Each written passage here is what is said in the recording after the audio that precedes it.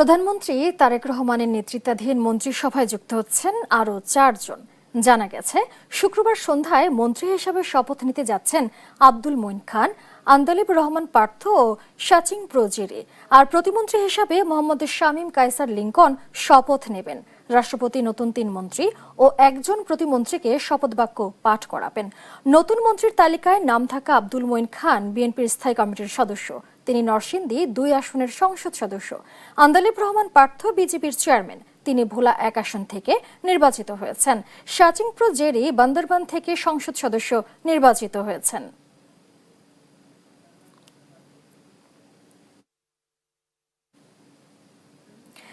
মন্ত্রিসভায় যুক্ত হচ্ছেন আরও ৪ সদস্য। এ নিয়ে জানাতে বঙ্গভবন এলাকা থেকে যুক্ত হচ্ছেন সহকর্মী তারেক মাহমুদ সুজন।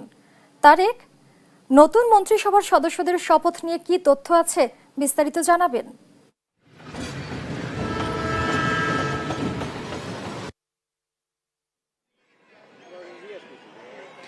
সালমা, আজ সরকারের ৬ মাস অতিবাহিত হয়েছে এবং আমরা জানতে পেরেছি আজ রাতেই যে নবনির্বাচিত রাষ্ট্রপতির শপথের পর নতুন রাষ্ট্রপতি নতুন ৪ জনকে মন্ত্রিসভার সদস্য হিসেবে শপথ বাক্য পাঠ করাবেন।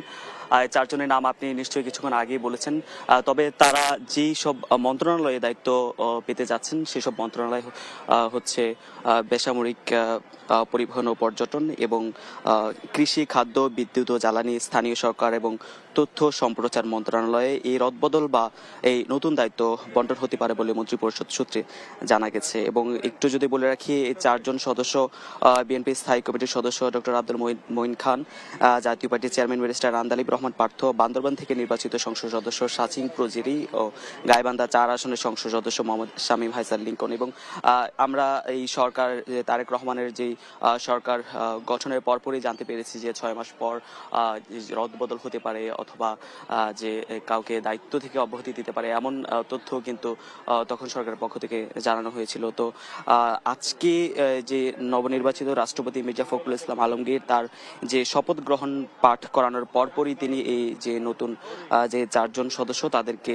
শপথ বাক্য পাঠ করাবেন এবং তার জন্য এই বঙ্গভবনের সব আয়োজন কিন্তু সম্পন্ন হয়েছে এবং বঙ্গভবনের যেই দরবার হল রয়েছে সেখানেও কিন্তু সব ধরনের প্রস্তুতি সম্পন্ন করা হয়েছে বলে জানিয়েছেন রাষ্ট্রপতির প্রেস সচিব। এবং আপনাকে যদি একটু বলে রাখি যে আজকের যে এই যে রদবদলের যে বিষয়টি, বেসামরিক বিমান পরিবহন ও পর্যটন, কৃষি, খাদ্য, বিদ্যুৎ ও জ্বালানি এবং স্থানীয় সরকার এবং তথ্য সম্প্রচার মন্ত্রণালয়ে এই নতুন যে রদবদল হতে পারে বলে এখন পর্যন্ত আমরা জানতে পেরেছি। তবে কে কোন পদে বা